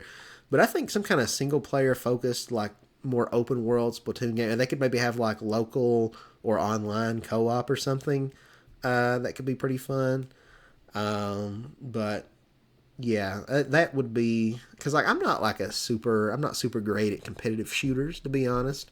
So I think I would probably prefer that, honestly, a new Splatoon that's a more single player game, but you can team up with your buddies co-op, but not a competitive thing necessarily. So that's a possibility. Now could be the time for a new Star Fox. I think Miyamoto loves Star Fox. That's one of his babies, kind of like Pikmin. He might not love it as much as Pikmin. That seems to be his favorite child. But I don't think he wants that franchise to die. I've never got super into the Star Fox games because I'm not a big fan of the more on rails, arcadey score chasing type of gameplay. That just doesn't really do it for me. However, I think if they came out with a new Star Fox game that really modernizes it and makes it more, palatable for modern audiences, where it's like this big expansive thing, drawing some inspiration from games like Starlink, which on the Switch version you could play as Star Fox, or what I haven't played these games, but what is it? Is it Outer Wilds? Is that the one? Is it kind of also like that? And then what was the one that was like Microsoft exclusive that people were excited for and then ended up not being that great? Was it Interstellar? Was that it? The team that did like Skyrim and those games. I'm blanking on the name of that dev team. Who makes Skyrim? Oh, that's killing me. Whatever. Anyway, those people. um, because that game you'd like fly to different planets. Was it Interstellar? Is that what that game was called? You'd like fly to different planets seamlessly, and then you could go and explore all these different. I would like something more like that for Star Fox, where you're freely roaming through the galaxy, and you can seamlessly fly down, touch down on all these different planets, and explore the unique biomes of each planet and the wildlife and that's indigenous there, the flora and the fauna, and like you've got you still got like your dog fights and stuff like when you're up in space, but then you can also like disembark from your ship and do like land stuff. And I never played Star Fox Adventures back on the GameCube. I think I would like that Star Fox game though, because as I understand it, it's got some like Zelda like dungeons with like puzzle solving, and you get different like items and stuff. So if they wanted to do something like that, that could be really cool. So I think Star Fox has a lot of potential. I think it's got some cool characters. Fox McCloud, he's a pretty cool character. I think it could lend itself to a movie really well too, an animated movie. I wouldn't doubt that Miyamoto is maybe trying to get him to greenlight something like that. I think that could be a lot of fun. Kind of like the Ratchet and Clank movie or something. But yeah, I think there's a lot of untapped potential for Star Fox. I've never really cared for this franchise, but I think on Switch 2 they have an opportunity to make it a franchise that I care a lot about, and maybe even an opportunity for it to pull a Breath of the Wild and like really bring in a whole new audience and do crazy huge numbers. Yeah, so that's that. What else we got down here? I don't think we're going to get like a new Mario sports game. I don't think that would be super exciting for this presentation. I thought maybe there was a chance we could get a new Wario Land in this past Switch 1 Direct. I'd love a new Wario Land. We're so long overdue for one. I think with the success of like Pizza Tower and like Anton Blast, Nintendo has to see the demand. That there's a market there for a new Wario Land. So I wouldn't doubt that they're working on it. I always thought it'd probably be a Switch 1 game, but who knows? Maybe that's a big enough thing that Nintendo's like, you know what? We can put this in our Switch 2 presentation. I'm not really expecting it, but you never know, I guess. We could get some kind of new Warriors game. Maybe like I don't know. I don't think I want another like Hyrule Warriors, but they could do like a Kirby Star Warriors or a Mushroom Kingdom Warriors. That could be a lot of fun. Otherwise, Mario Maker 3, not like super expecting it. I don't know how realistic that is, because like if we're getting, they're going to be showing Mario Kart. They're probably going to show a new mainline 3D Mario. So I think now's probably too soon. I feel like that's a lot. That's a lot of Mario. But I think we probably will get one eventually, and it could really take advantage of again the the clicky mouse Joy-Con controls. Kirby I already kind of talked about, but might get a Forgotten Lands sequel, a new 3D Kirby. I feel like the developers shortly after that game came out said something, because it was almost the same thing. I think the Sonic team said a similar statement about Sonic Frontiers of like, this is kind of a foray into a new territory for us, and we'd kind of like to keep going bigger and like have like even a more open and expansive 3D game in the future. So maybe Kirby, maybe we'll get like an open world Kirby game or like a sandbox style Kirby game. That could be pretty cool. I really never thought Kirby would work in 3D, but they pulled it off with a linear one. So now I'm like, all right, you could try an open world one if you want to. I think this gen we could get a new 3D Yoshi game and a 3D Donkey Kong game. probably too soon for either of those. I think, again, there's a lot of Mario, so I don't know if you need to have a Yoshi game here. Um, Donkey Kong, probably too soon because we just had Donkey Kong Country Returns come out. But Nintendo's been doing a lot with Donkey Kong. I think they want to make him a big deal. So I think probably 2026 might be the year of Donkey Kong where we get like a big new 3D Donkey Kong game. Some people like Kent and Krista have thrown around the idea of having the new 3D Mario game also be a Donkey Kong game, and you can kind of switch between the two, and they have very different play styles. I really don't want that, though. I want a new Mario game, and I want a new Donkey Kong game. And if you combine those into one game, then that's half the games. So I don't know. And I think Donkey Kong deserves to stand on his own as an IP, not necessarily attached to the Mario brand. But yeah, Nintendo's been doing a lot with Donkey Kong. I don't think here is where we're going to see that, but I think next year, 2027, could be where we get some big, amazing new... 2026, actually. This is 2025. What am I talking? 2026, we could see some really big, amazing new 3D Donkey Kong game. So we had all that came out about how Nintendo was in talks with Activision and Vicarious Visions to make an open world Donkey Kong game, and then Activision had to go and be stupid, like they made a million other bad decisions and also unethical decisions, and then shut down Vicarious Visions because they would rather focus on, harassing women, I guess. So, it's not funny, but so thanks a lot, Activision, for ruining everything for everybody, frankly. But maybe Nintendo, I would imagine they still got an interest in that. Maybe they try to find another partner to make an open world new Donkey Kong game. But I do think it's too soon. Probably won't be anything Pikmin, because Pikmin 4 didn't come out that long ago. I would have loved if we got some DLC for Pikmin 4, but that never happened, and that would be kind of a weird thing to show off in the Switch 2 thing, so I don't think we'll get anything Pikmin here, probably. Something from a more niche franchise, like, Punch-Out, or, F-Zero, maybe. F-Zero would mean a whole lot to a small amount of people, but a very passionate amount of people who, if we got a new F-Zero, would probably rip their shirts off and expose their bare chests in excitement. I don't know if I really expect it here. That it is kind of a more realistic Nintendo franchise in terms of graphics, so maybe F-Zero is a graphical showcase. But man, Mario Kart 9 would really cannibalize the sales of that game. F-Zero would probably flop so hard if it comes out anywhere close to a new Mario Kart. Too soon for a new Mario Party because we just got Jamboree last year. And again, I don't think this would be the place to announce any DLC for any Switch 1 games. So you can bet on that probably not being there. ARMS 2, maybe. I don't know. The first one didn't sell that great. I think if Nintendo makes a sequel to ARMS, I don't think it's a big enough deal that they would announce it in their grandiose Switch 2 reveal thing. That would just be in a regular Nintendo Direct, like a September Nintendo Direct, and not even as the one more thing, just like in the middle of it somewhere. Oh, by the way, we're making a new ARMS. So I don't think that'll be there.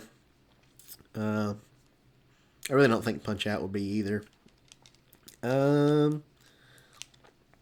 Chibi Robo could be really cool with like modern graphics, a remake or a brand new one. I thought there was maybe a chance we could have got like a Chibi Robo remake or something in that last Direct, kind of a niche, franchise, but a crowd pleaser like, how Rhythm Heaven and Tomodachi were. We didn't get that. Realistically, we're probably not going to get Chibi Robo here either, but I figured it was worth throwing up. But anyway, I think that's pretty much everything I had down. I'm trying to think if there's anything that I'm missing. I don't know. They could have a new trailer for a game we already know about. Oh, yeah, I guess it's worth talking about, is Metroid Prime 4 going to have a Switch 2 port? Really, I've been rambling for so long. I don't remember if I talked about it here or if it was in that previous 1 hour video that I just got done recording. I've been talking nonstop for like 3 hours now. But Metroid Metroid Prime 4, whether or not it'll be also have like a Switch 2 SKU. Personally, I kind of hope it doesn't. Like we already know that the Switch 2 is going to be backwards compatible with Switch 1 games, so it just feels a little redundant, especially if the Switch 2 has like this AI upscaling technology, and like maybe you have to pay $10, or maybe it's just completely free. Maybe you don't even have to install an update, and it just does it. No patch required, and your game has a higher resolution and improved frame rate. Without you having to do anything, just straight out the box. But either way, though, I feel like if that's how it's going to work, whether you have to pay for it or if it's free, or if the developers have to manually have like an update or a patch you have to install for these games, or if it's automatic, either way, it would just make it all the more redundant to have a separate Switch 2 SKU of Metroid Prime 4, especially considering the franchise isn't like a huge seller historically. If they put out two SKUs, I could see one of them selling pretty well, and then the other one maybe just kind of gathering dust on store shelves. Like we already know it's coming to Switch 1, but if you come out with a Switch 2 version, then I feel like nobody will buy the Switch 1 version, and it'll just be taking up space on GameStop shelves, and they won't be able to get anybody to sell it. And then Nintendo will be like, well, nobody wants to buy these Metroid games, and then so I feel like it might be better to just have one SKU. I feel like that's just very risky to have two. But who knows? Maybe that would be the best thing for it, to have it available on both platforms for early adopters of the Switch 2 to get, and then also for people who can't get one to have it. I don't know. But I think it's kind of weird. But who knows? And then, if Metroid Prime 4 is a success on the Switch 1, then maybe we get a Metroid Prime 5 on Switch 2 that doesn't take 8 million years to make. I don't know. Yeah, I think with all that said, that's pretty much everything worth talking about. I'm trying to think any other third parties. The Psychonauts games would be awesome to have. Psychonauts 1 could run on the Switch no problem. Psychonauts 2, that could have some issues. Psychonauts 2, though, I think could work on the Switch 2, and that would be really awesome. It's a great 3D platformer.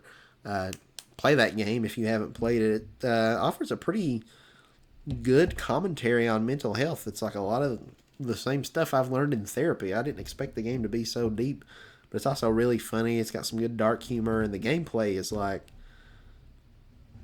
really top-notch 3D platformer stuff. It's like as polished as a 3D Mario game in a lot of ways. So, really great game with a lot of fun ideas, a lot of unique level themes, because each one takes place inside of someone's psyche, which is just a really cool premise for a game. So yeah, I'd love to see Psychonauts come to the Switch 2. I'm trying to think. I'm gonna look back at all my figurines. Like what else? Look at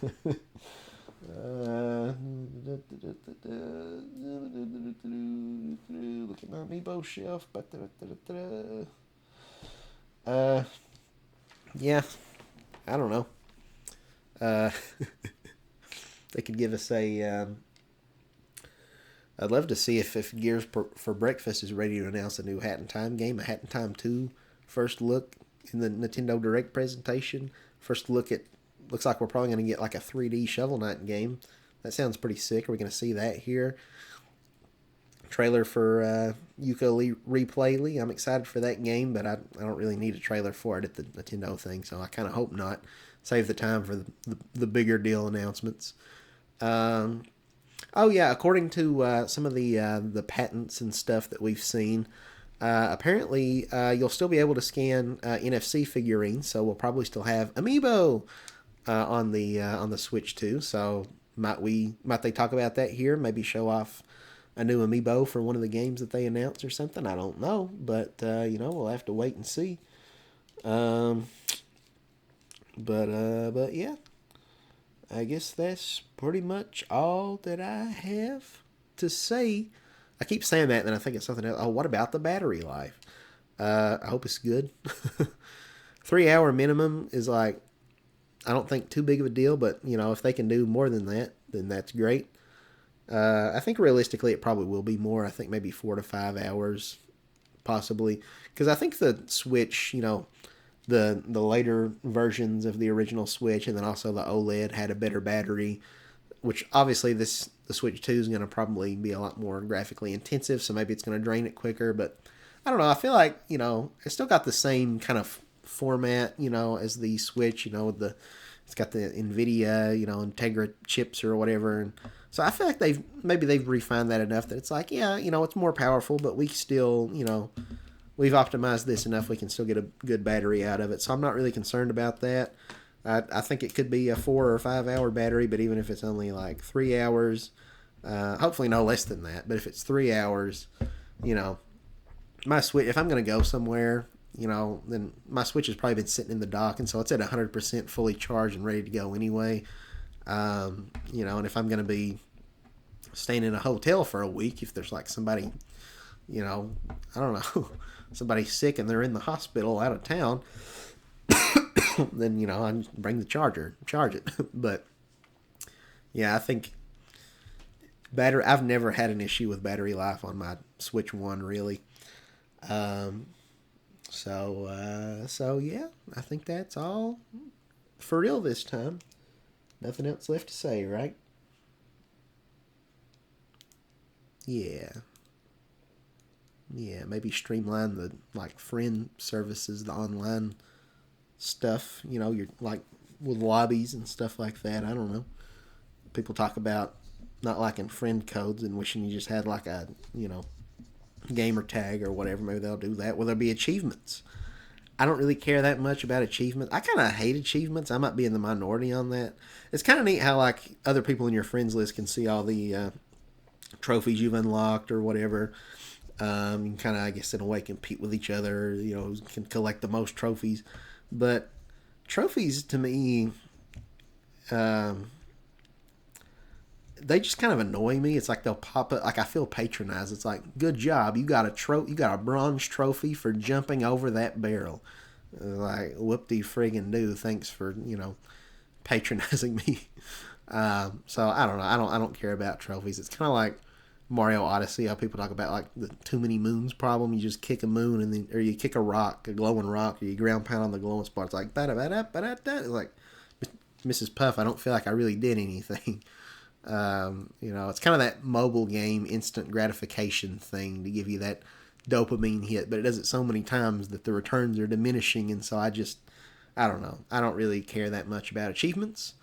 Could be cool if they wanted to tie it to like free rewards though, like those like that could be how you get like platinum point, like how you earn like your platinum coins, and then it's like, oh, if I want to get the new Mario profile icons for my Switch Online thing, then I better grind out some of these trophies in Pikmin 4 or whatever. That could get tedious, but it could also be kind of a fun incentive to go back and revisit games and stuff. So I don't know. But yeah, unless they tie it to like some sort of like a reward program where I actually get like a digital or physical reward through like my Nintendo, I don't really want to see it. But yeah. Is this really the end? Nothing left to talk about after I've said a million times that we're going to be wrapping it up? I don't know. I'd really love... That's not going to be there. But I really loved the glasses-free stereoscopic 3D of the 3DS. It's not going to be on this new system. They phased it out on the 3DS in its later years to save money. And a lot of people just thought it was a gimmick and didn't like it, but I loved it. So if Nintendo, at some point, if they wanted to announce a peripheral for the 3DS that maybe plugs into that USB-C port, that's like a screen that goes over the screen that makes your games 3D, I'd buy that day one. But yeah, I think my voice is shot for talking for 3 consecutive hours. So thank you guys so very much for listening to this episode of the Picto Chat podcast. If you haven't already, again, if you'd want to go check out the other one that I recorded right before this one, that's another hour. These are kind of 2 companion piece videos where I gave my thoughts about the Switch 1 Direct. And then here we're talking about predictions for the Switch 2 Direct. Please consider doing that. And also, if you like this video, consider leaving a like and subscribing to the channel. I would greatly appreciate it. Your contributions mean that I can afford throat lozenges. But yeah, apologies if you could hear a bunch of like coughing and stuff in the background. Again, there's been some sick family members. Hopefully that wasn't too bad though. But anyway, with all that said, thank you guys once again so very much for watching. And here's hoping that the Nintendo Switch 2 reveal makes all of our dreams come true. And here's hoping that when I record my live reaction, I don't have more technical issues and have to take the video down because I realize this is just unwatchable. Okay, bye.